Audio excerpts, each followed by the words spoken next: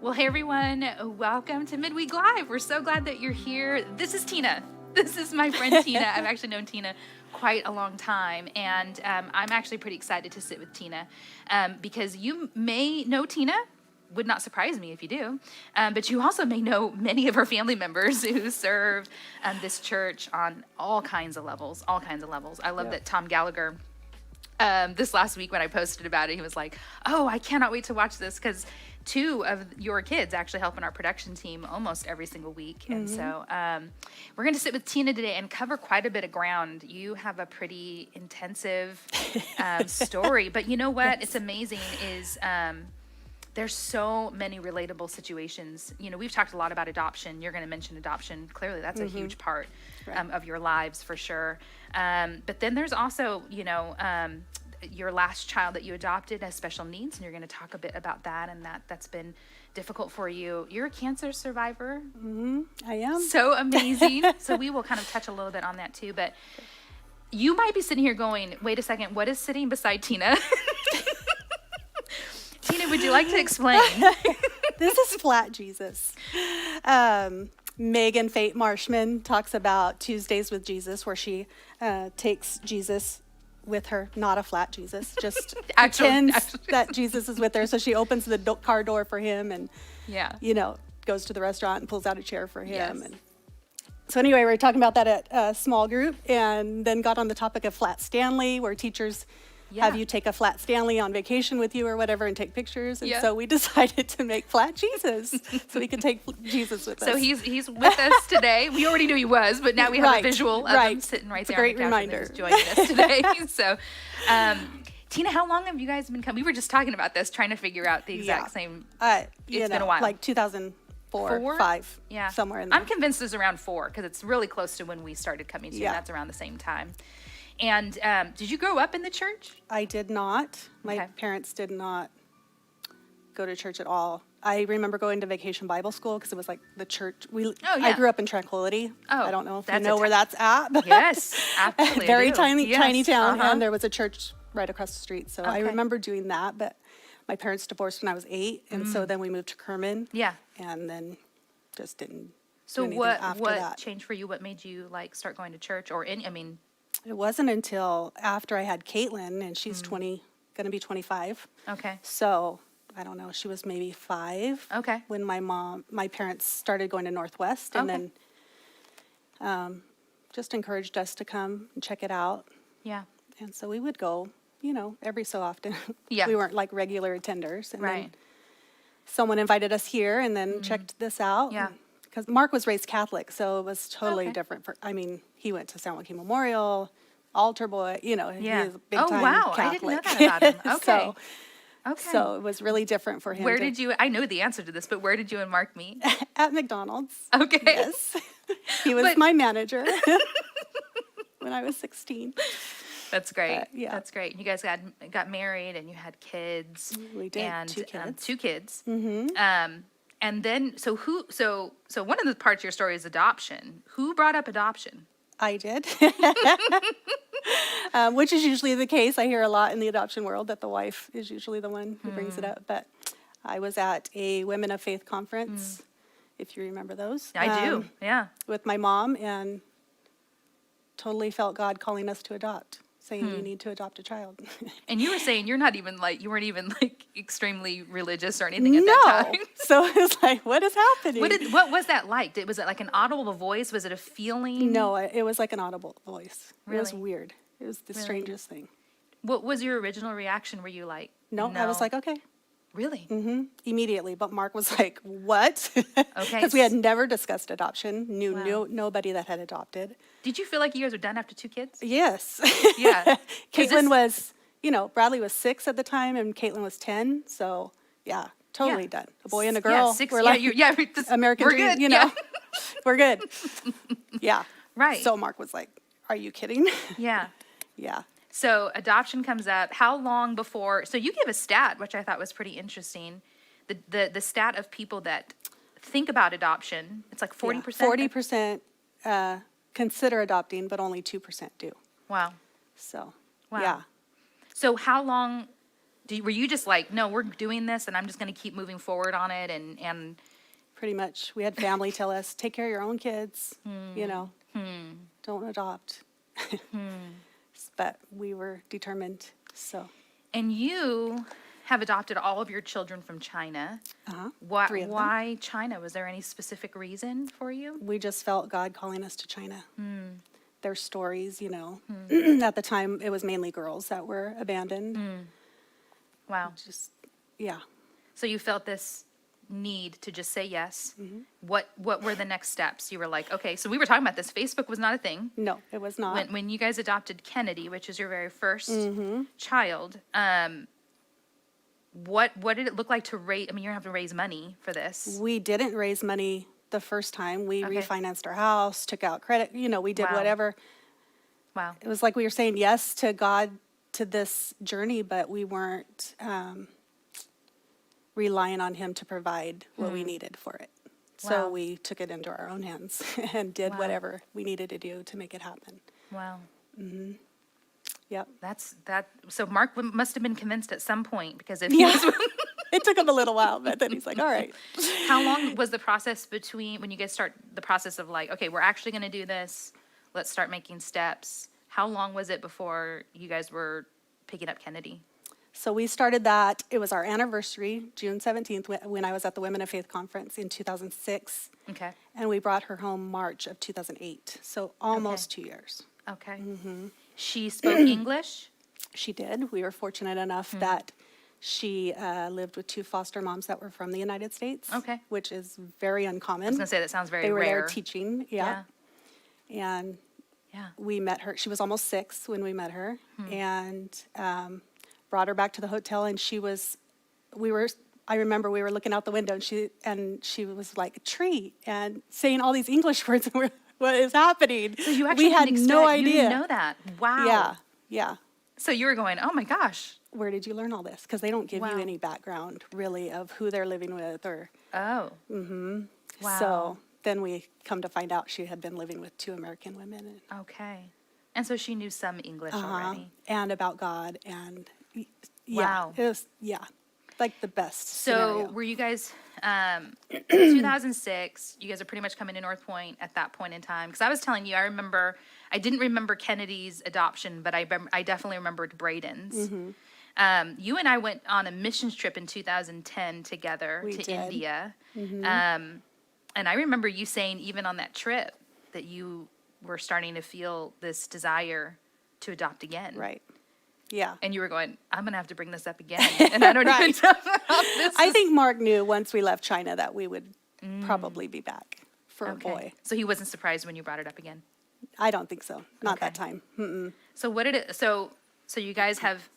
What does it look like to bring a child that's adopted into your family? How is it? Is it pretty? Is it much easier than you think, or what are the difficulties? I think in it depends on your kids, Mm-hmm. your biological kids, if you have any. Yeah. Caitlin and Bradley, as you know, are very easygoing. Oh, and yeah. So it was easy for us. Right. I'm sure there's families that it's been difficult, but Right. yeah, She just it glided right in, and it was. yeah. Here we are. We're a family of 5 at that moment Yep. in time. Yep. Okay. So you decide, Braden. And I remember us talking. I remember, if I remember correct, you were taking like we're trying to decide what we're going to name our son, right? Right? Yeah. Because I remember actually voting for Braden. Yeah. I don't remember what AJ wanted us to name him, something crazy, but Yeah. yeah. Yeah, but Yeah. we were, the idea was to stick with the K's for the girls and the B's for Right. the boys. 'Cause we'd done that already. And 7 letters. And 7. I Oh, don't really? That was the thing. I didn't realize it was 7 Yes. letters as well. Okay, so you say, I'm feeling it again. What did it look like? What was the process in this time? You guys couldn't refinance your house again? No, this time Facebook was around, so, Okay. the adoption community, the Chinese adoption community is so supportive and so Wow. huge. A lot of people help. I had friends help. They threw a carnival at a park, and we barbecued and had bounce houses, and everybody came and helped raise money for that. Wow. We got grants that time. Okay. There's a lot of organizations that do grants for adoption, and Had you started to learn more about the process? Right. Yeah. Right. You had made connections with other people Right. as well. It was so much easier. So, I mean, it's really helpful to have that kind of support. That was kind of the Exactly. deciding factor, almost, I imagine, with the second one, is really being able to Totally. have that. Yep. So the process, first time with Kennedy was 2 years, almost exactly. How long was it with Braden? With Braden, it was a year, 10 months, a year. Wow. Yep. Braden didn't speak English when he Not came. at all. He was 12. Okay. Yeah. Yeah. Not one word of English. So how old was Kennedy when she came? She was 6, almost Okay. 6, yeah. So this was definitely new. 12. Totally different. So how old was Bradley at the time? 12. They're the same age. Wow. Yes. And totally different kids. Yeah. So, yeah, it was interesting. So how was it adding now a new kid to the family? Really a teenager just about at that point in time that doesn't speak English. Braden has a very big personality, so I imagine that wasn't too difficult. Yeah, He wasn't no. like, away in his room or Right, something. no. Braden is one of the guys that actually help out with production, and so is Kennedy. So Yeah. this is great. Yep.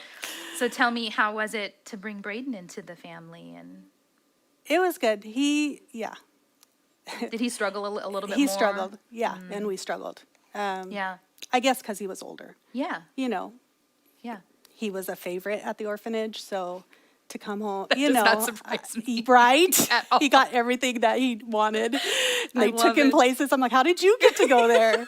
But if you know Braden, you can imagine. Yes. So, yeah, it was hard.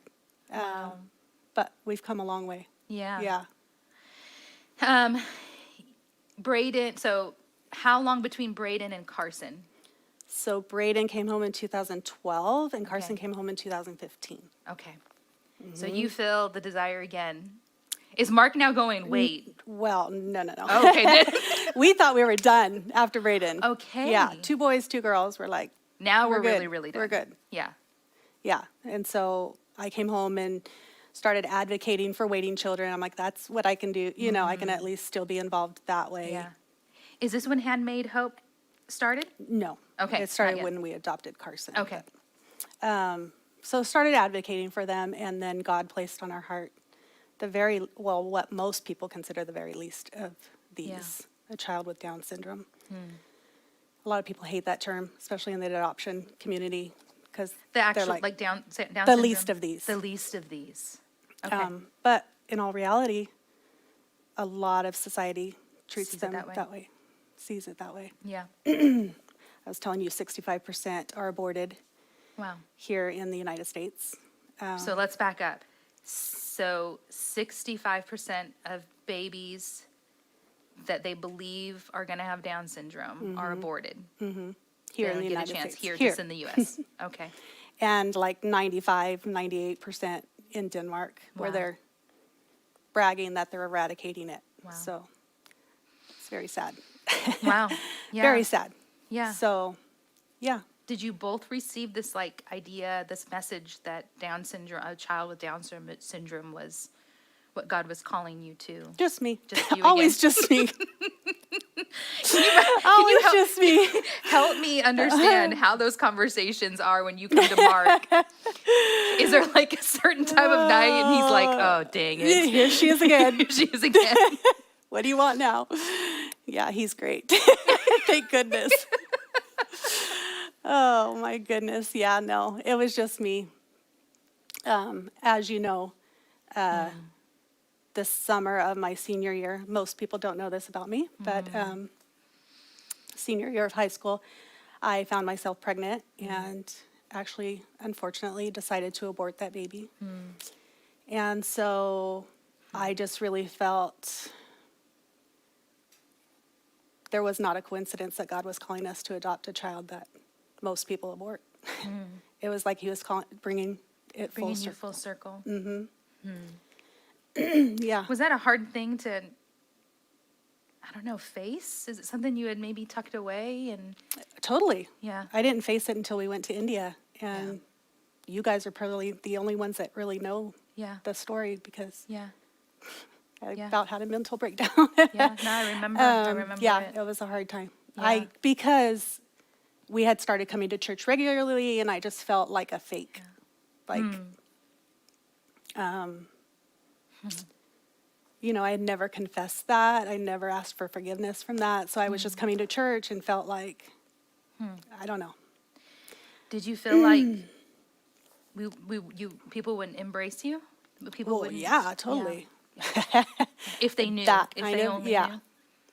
It's like, Have you felt how that could way I even since do then? that? I mean, I know. I remember.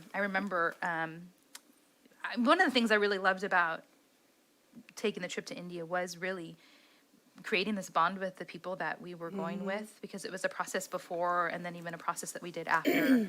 We went through books, and we had times together where we talked, and we just tried to dig in with each other, because you know, you want to trust the people that you're about to go on this life-changing experience with. And so I remember you sharing that, and I just remember all of us just being so heartbroken for you, because you had carried it for so long. Yeah. And it hurt us that you didn't feel like you could share that, and didn't feel like you would maybe be loved or accepted. And so, man, if that is somebody today, what would you tell that person that might be holding that information or holding it back? Do you think there's been a benefit to sharing it the times you have? Totally. It's brought healing, totally. But I still have a hard time sharing it. Yeah. It's like, how do you bring that up? Yeah. You know, I've been Yeah. in small group. Yeah.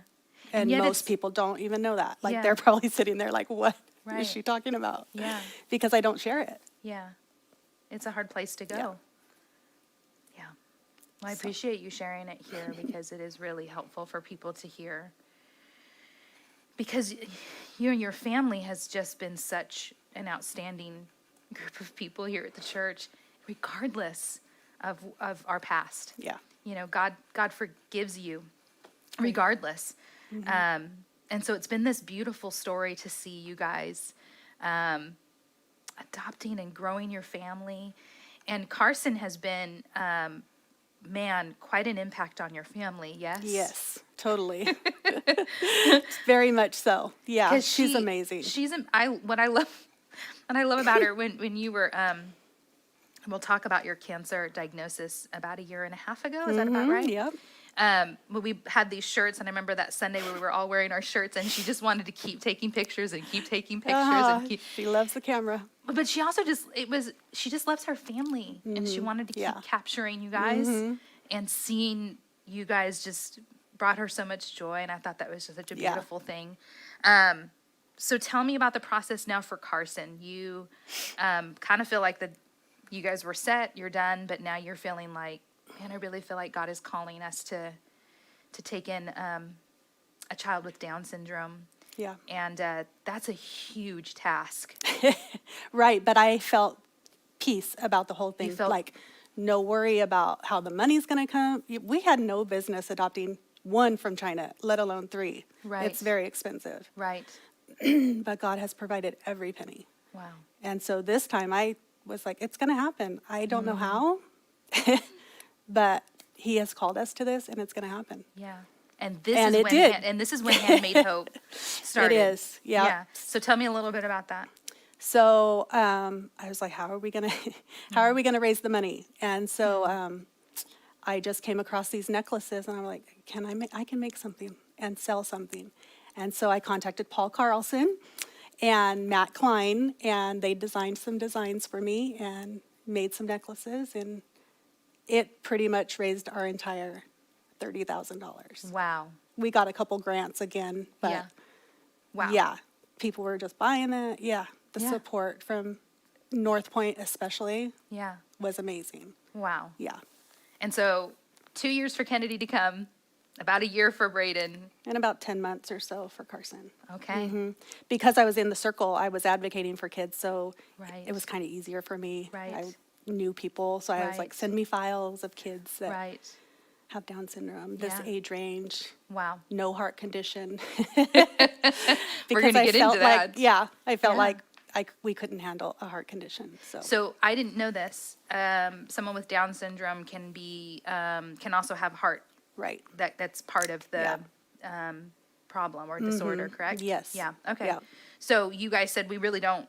We don't felt feel like we couldn't- can handle that. Right. financially and, just all of it. Yeah. Okay. Mainly emotionally. Emotionally. Yeah. Yeah. So you guys go and you pick her up and bring her back. Yes. She was 7.5 Okay. when we met her. Okay. Yeah. And she was whirlwind. Is. Was more so then. Yes. Yeah. Okay. Yeah. It was crazy. Yeah. But She's got a lot of energy. Yes. She was the easiest to bond to, though. She came to us right away. She's amazing. Yeah. But she ended up having a heart condition. She did. We brought her home. We had no idea. I mean, she Wow. was. I remember we went to an adoption picnic that NorthPointe put on that November. We came home in October. That November, we were at the picnic, and she picked up a baseball and whacked it. We're like, "What? How do you know how to play baseball?" But she would run around. Like, we had no idea that she had anything going on. But Wow. took her to the doctor, and of course, they listened to her heart and was like, "There's something going on." Went to a cardiologist, and she had to have open heart surgery the following August. So Wow. in the hospital 10 days. It was the hardest thing we've ever done. Yeah. I remember visiting So you hard. guys at Oh my Children's gosh. Hospital. Well, and I remember her, she really didn't understand No. why. all. Yeah, none of it. Why she had to be there, why she had to stay in bed. Right. Just all of it was very frustrating. And so you stayed beside her Mark would stay at night, and I would stay all day. all day. And you Yep. would just care for her and, Yep. and entertain her and Yep. try and keep her In bed. in bed. Yep. And yeah, Yeah. the day she came home, she was outside whacking the baseball again. Wow. 10 days after open heart surgery. So, yeah. Wow. Yeah. And she's done But very well since then. Yeah. We don't go back for another 3 years, so we're doing good. Yeah. Okay. She will probably need another heart surgery eventually, but Yeah. Does she go to school? I mean, all of them. Let's talk about the school process really quick. Well, because I know a little bit of this, just Yeah. being friends with you. Having kids that English is a second language for them, and that's just about the case with all of them. Very similar, right? What has the school experience been like for them? I recognize it might be different for each one of them. yeah. Well, Kennedy was the easiest because she already knew English. Right. So she's been easy the whole time, Right. really. Yeah. Braden struggled Braden more. struggled Yeah. because we put him into 6th grade. It's Yeah. like 6th grade, not speaking any English. And, the teachers here don't. How do you? Spanish speakers, they help a lot, because they can, Right. but Chinese, like, they didn't even So have an much more interpreter for, difficult. it's Yes. just so difficult. Yeah, so you're advocating for them and trying Right. to Yeah. to get them the help they need. Does Carson go to public schools? She's not right now. We pulled Okay. her out when COVID. hit because she couldn't sit on a computer all day long. Yeah, Or for even, sure, 100%. even 2 hours, she cannot. Yeah. So, but she will be going back after spring break. so. Okay. And she's Yeah. doing pretty good Because there. she misses the kids. The Or else interaction. I'd Yeah. keep her out, but Yeah, she the misses interaction. Yep. And in this process, you started something here on our church campus. Now, this is before we close. We're not really doing it right now because we're still kind of, we're in this in-between place right now. We do have services outside. But I know this will be something we're definitely going to continue to do when we're more open. It's called Special Stars. Right. So tell me, where did the idea come from? It seems pretty easy. The idea came from Carson and Right, seeing her right. kind of struggle to be in class with everybody, Yeah. right? Here on Sunday services, Sunday mornings and stuff. And so you created something called Special Stars. Yes. So when we brought her home, I was oblivious thinking we could just bring, because we're very involved here. Yeah. And so I just thought we could bring her home and she could go to her class and we could keep serving. And, Yes. we're here 2 services usually. Right. When everything's back to normal, but that was not the case. Yeah. She is a runner. She Yeah. will take off. Yeah. She has a couple behavior thing, can't communicate. Right. So just putting her in a classroom just did Didn't not work. Yeah. So I did not come up with Special Stars, though. I guess Oh. it was around. Some Okay. other ladies were, but I did not know that. Yeah. So I just kind of brought it back up again. Yeah. Yeah. And Because you're so- going, there's got to Yeah, be it was something. not working. Yeah.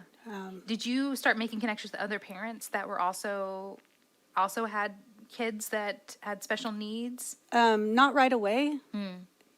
I learned that 80% of those with special needs don't come to church because, For those reasons? yeah, it's hard. There's Yeah. a lot in our adoption community that the churches tell them, you cannot come back. Thank goodness NorthPointe has not said that to me. But That hurts my heart. they Oh tell my them goodness. that Wow. because they feel like they can't care for their child. Or they make them stay with their child and not Right. attend church when they need it. Right. They need it. Yes, because, you're getting filled up. Right. It's just as important as them also having the interaction with other people outside of their family, outside of their main caregiver. Exactly.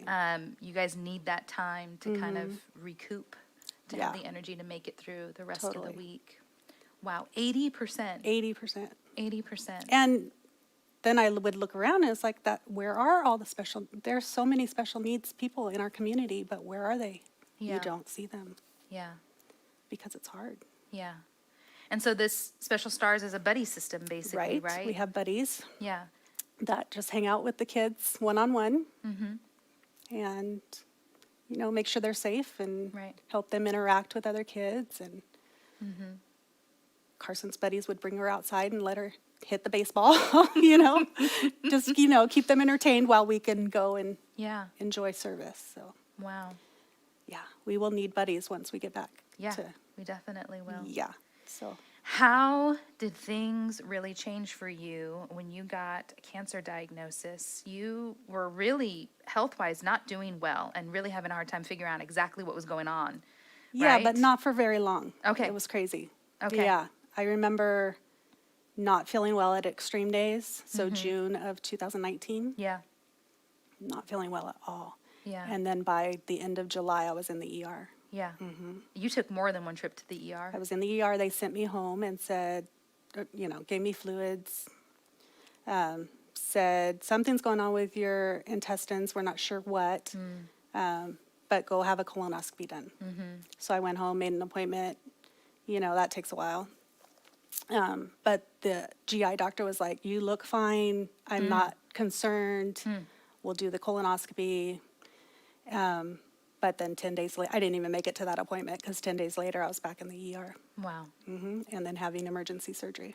wow. Yeah. So you were diagnosed with colon cancer. Stage 3 colon Stage cancer 3. at 43. Yeah. And they said I had it for 10 years. Yeah, or up so. to 10 years. Because I remember us thinking, oh my gosh. So I was like, man, I've been to yes. China 3 times, Right. India. Yeah, all exactly. with a tumor. Right. Thank goodness nothing happened there. Right.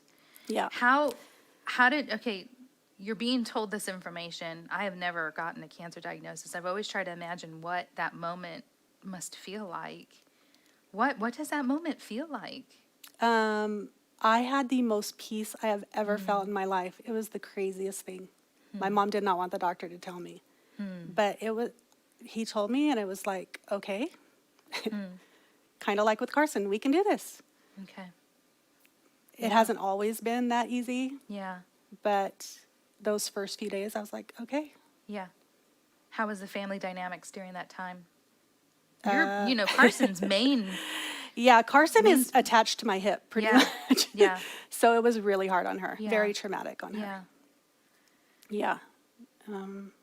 Yeah, it was hard for them. Harder for them, I think, than for And me. for you. Yeah. As weird as that sounds. Yeah. Did you ever find yourself battling depression or? Yeah, totally. Yeah. Especially during chemo. It's just hard. It made you very sick. Yeah, and being sick that many days for that long Low energy. is very hard, Yeah. Yeah. Did you feel like there was support for you, that there was people you could reach out to? My NorthPointe family was Yeah. amazing. Yeah. Food, Yeah. cards, flowers, texts. Yeah. Amazing. Yeah. Yeah. I would say that has a lot to do with the sewing that you've done as a friend, as a person here at NorthPointe. You've sewed so many relationships and so many friendships. You've been an encourager for so many that I just think, really people were just giving back what you had given them for so many years. So many. I mean, Tina walked in here and gave me a gift because that's Tina. Like, that's just how Stop she, it. that's how she thinks. Is just like, you are just so great at loving on people. Oh, thank you. And, you know, I know for many of us that was a hard time for even us to hear what you were walking in. You know, I was worried, concerned for you. I think many people were, and I'm sure you were too, just to some degree, right? Yeah.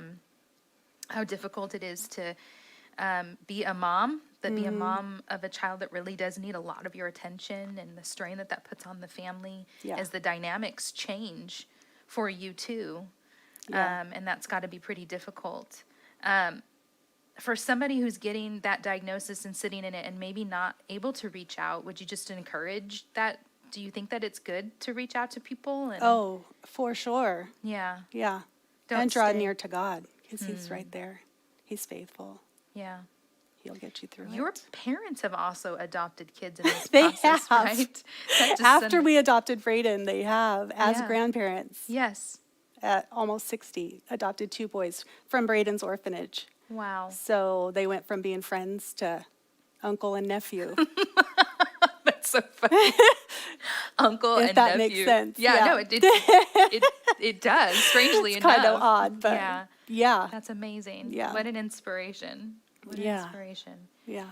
It's been, you know, we're in a series called The Real Deal, and it's all about being the real deal. And one of the main reasons I brought you on, especially this week, was because I knew we were just going to be talking about being the real deal in your own family, in your own environment, with the people that know you the best and the most behind closed doors. And I'm positive that it's not always perfect, that Right. it's not always, you know, butterflies and sunshine No. by any means. But we can see throughout your story that God was just providing for you. Yep. That there was strength that he was building up in you, faith along the way with each one of these adoptions, with the cancer diagnosis that you've just managed. Your family has just managed to say, like, Lord, we're in your hands, and we have faith, and you've done that so well. You've postured it so well for your kids. Bradley, if you didn't know this, is on our worship team. He plays keys. He's on our worship team. Like I said, Kendi and Braden are on cameras. Caitlin has been so involved with junior high and with high school here. You know, Mark has served so many places He's as actually counselors. serving and now again. He is serving now as, again. Wow. Junior high leader. He took over Bradley's group. So, Wow. because Bradley has class. So, Yeah. yeah, it's Yeah. great. So you're just doing it together, and you're modeling it in its reality and difficulties, and in the moments that are good, you know, in the blessed moments too. So I just want to thank you. Thank you for sharing so much of your life. Like I said, there's so many chapters as we get into this, Right. but you know, so with testimonies, we get a chance to get to know people a little bit more. And also along the way, even just listening to you, it gives me stronger faith to know this is how you posture yourself. This is how you come alongside each other. This is how you encourage each other. This is how you spur one another on. And so I just want to thank you for doing that. And all the Salvador family, the whole bit of them, the whole, so 7 of you guys. No, 8. Any more? No, probably not.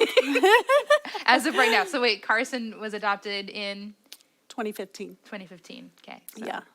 we'll see. We'll see if God decides to change We'll this see, story. but- Well, because you even said, you know, that you had said we don't think we can handle the you know, Down syndrome and having a heart problem, and yet God said, no, you can. Yeah, I had this thought do we have time? Yeah, sure, Oh. sure.